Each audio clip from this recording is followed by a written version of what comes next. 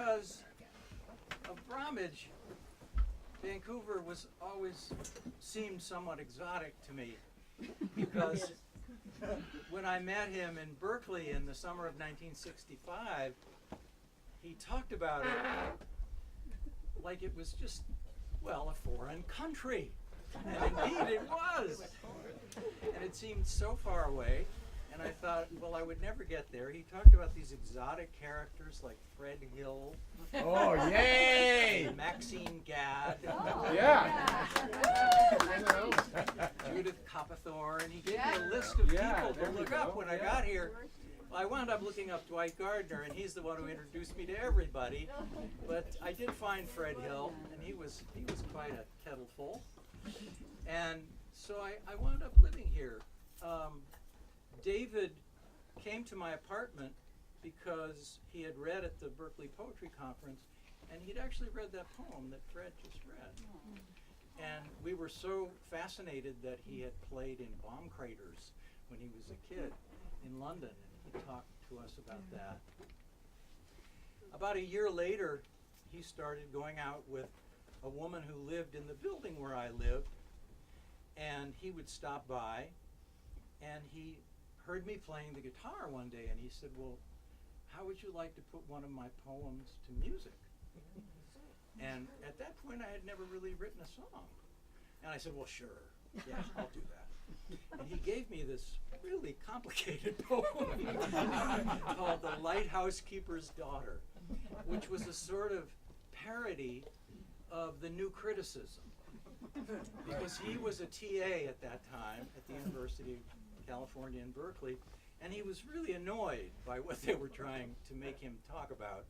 And at that time, of course, he knew Robert Duncan. He knew there was another way to talk about poems other than interpreting these symbols in them as if they had some specific meaning or some ambivalent meaning. So those of you who went through that sort of program will recognize some of the digs in it about historical criticism and Henry James's theory of fiction and the relationship between the poem and the reader.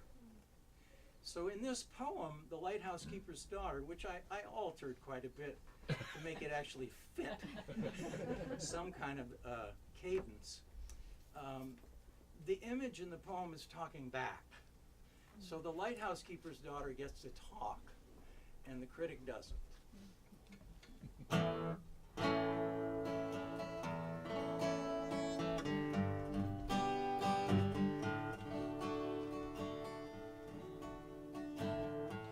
You say I'm enigmatic, that just makes me smile.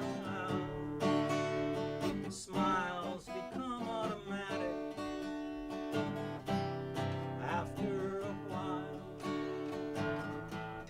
If I never said nothing,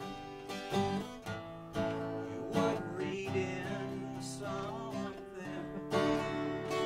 If I hadn't a secret, you would invent it. Why, sure, I'm a mystery. You can't study my history. Try to bring me under your mastery. There has to be something to pass the time. And you know we can't be lighting lamps all of the time.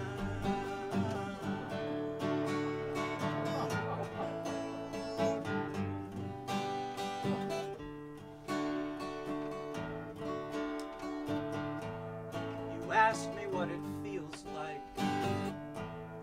as if I could tell you. All I know is it feels right, looking down at you. Listen, I want you near, dear. It gets so very lonesome up here, but you'd be disinclined under the shine